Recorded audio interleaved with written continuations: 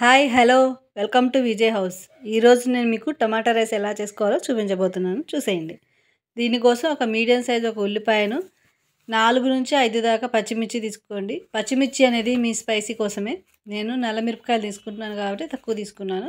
ఒక 2 టమాటా, అంటే మీ రైస్ క్వాంటిటీని బట్టి ఉల్లిపాయ అనేది, పచ్చిమిర్చి, టమాటాలు అనేవి పెంచుకోండి. ఇప్పుడు కుక్కర్లో వండుతున్నాను టమాటా రైస్. ఈజీగా 5 మినిట్స్లో అయిపోతుంది. ఇది పిల్లలకి లంచ్ బాక్స్లో కూడా పెట్టచ్చు. చాలా బాగుంటుంది, చాలా ఇష్టంగా తింటారు. ఒక కుక్కర్లో కొద్దిగా ఆయిల్ వేసుకొని ఇందులోకి స్పైసీస్ వేసుకోండి. అంటే బిర్యానీలో వేసే ఆకు, చెక్క, లవంగం ఇవి వేసుకొని కొంచెం ఫ్రై అయ్యాక మనం సన్నగా తరుక్కున్న ఉల్లిపాయ, పచ్చిమిర్చిలను కూడా వేసుకొని అందులో కొద్దిగా గోల్డెన్ కలర్ చేంజ్ అయ్యేదాకా ఉల్లిపాయలు వేయించుకున్న తర్వాత ఇందులోకి మనం కొద్దిగా అల్లం వెల్లిపాయ పేస్ట్ వేసుకోవాలి. అల్లం వెల్లిపాయ పేస్ట్ వేసుకొని పచ్చివాసన పోయేదాకా కలుపుకొని తర్వాత ముందుగానే తరిగి పెట్టుకున్న టమాటాలను వేయండి. టమాటా జ్యూస్ వేసే కంటే టమాటాలు ఇలా సన్నగా తరుక్కొని వేసుకోవడం వల్ల చాలా బాగుంటుంది.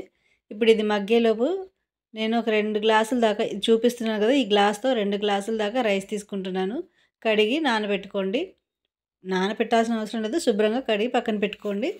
ఇప్పుడు ఇలా టమాటాలు వేగాక అది కొంచెం సాల్ట్, అలాగే కొంచెం పసుపు, కొద్దిగా కారం వేసి బాగా కలిపి పక్కన పెట్టుకోండి. ఉడకనివ్వండి బాగా. టమాటా రైస్ చాలా ఈజీ అండి, త్వరగా అయిపోతుంది, చాలా టేస్టీగా కూడా ఉంటుంది. పిల్లలు మళ్ళీ మళ్ళీ ఇదే చేయమంటారు.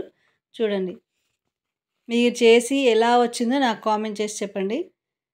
ఇప్పుడు దీంట్లోకి 2 గ్లాసులు బియ్యానికి గాను 4 గ్లాసులు వాటర్ వేసి బాగా మరగనివ్వాలి. ఇప్పుడు ఇలా మరిగాక మూత విజిల్ పెట్టి ఉడకనివ్వాలి. అంతే, టమాటా రైస్ రెడీ. దీని మీదకి కొత్తిమీరని వేసి సర్వ్ చేసుకోండి, చాలా బాగుంటుంది. స్పైసీగా దీనిలో కోసం ఉల్లిపాయలను రింగ్స్గా కట్ చేసుకొని నిమ్మకాయని కూడా వేసుకోండి, టేస్ట్ ఇంకా బాగుంటుంది.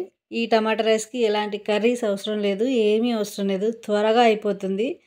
బ్యాచిలర్స్ కూడా ఈజీగా చేసుకోవచ్చు ఈ టమాటా రైస్ని. ఎప్పుడైనా కర్రీస్ వండాలనే కాకుండా ఒకసారి ఇది కూడా ట్రై చేయండి, చాలా టేస్టీగా ఉంటుంది. పిల్లలు కూడా ఇష్టపడతారు. మీరు ఇది ట్రై చేసి ఎలా వచ్చిందో నాకు చెప్పండి. మీకు నచ్చితే నా వీడియోని లైక్ చేయండి.